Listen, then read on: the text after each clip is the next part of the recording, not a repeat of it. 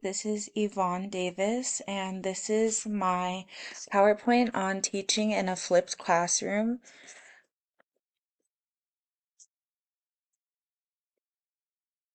So, what is a flipped classroom?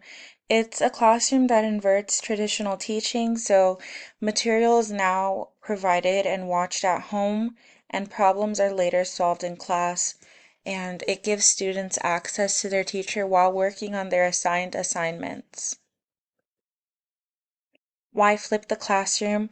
It engages Uh, it increases engagement and accountability, and it encourages a deeper understanding, supports personalized instruction, and frees class time for projects and discussion. Um, I'm currently an instructional aide, and I have noticed that flipped classrooms are really growing. And initially, I was confused at why teachers weren't lecturing anymore until I realized that students were individually viewing instructions and tutorials on their Chromebooks, which I thought was really cool and efficient. So the core components of flipped learning, pre-class, you receive your video recordings, your notes, PowerPoints, and then in class, you do group works, discussions, and projects. And this is made possible through tech tools like Edpuzzle, Flip, Google Classroom, YouTube, Padlet, all these various methods of accessing the data or information your teachers are trying to get across to you. So planning flipped lessons, you'll need to identify the learning objective and then choose or create a pre-class content, which could be, notes, a PowerPoint, or video. You develop the in-class activities, which will go hand in hand with your pre-class content. And then you add some assessments in there to make sure students are understanding the content that was provided to them and later reflect and revise said content. The best practices for implementation are keeping videos short and concise in order to keep their engagement and make sure that they don't lose interest in what they're learning.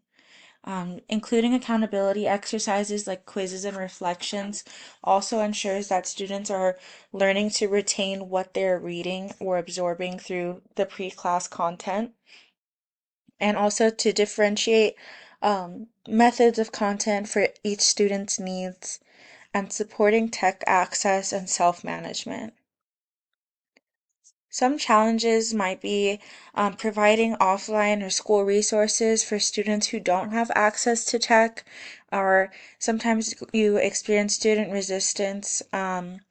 Oftentimes, I've seen in the classroom that students do get easily distracted because they are on the computer, but once you tend to redirect them a few times, eventually they'll hop on and get to work.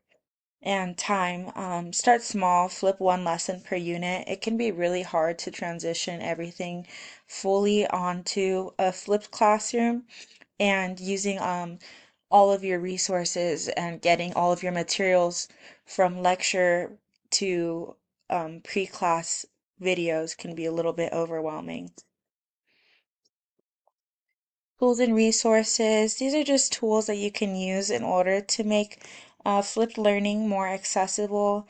Again, Google Classroom, Kahoot, YouTube, Padlet, Canvas. We have D2L to help us with that as well. And then a sample flipped lesson. So if you're teaching English and the theme is in literature, then you can send pre-class videos about themes and have students take notes. And in class, you'll analyze the short story, group discussion, and do a theme chart. In conclusion, students are taking charge of learning and teachers are becoming facilitators. This is because teachers are providing content for students to learn and also cultivating a sort of curiosity by giving them the opportunity to look into these subjects a little more at home. Because in the classroom, students may have extra questions, but we don't have the time to discuss. So I think it's really beneficial for students to be provided the content beforehand and for them to explore it before coming to the classroom and sharing their ideas and thoughts on it.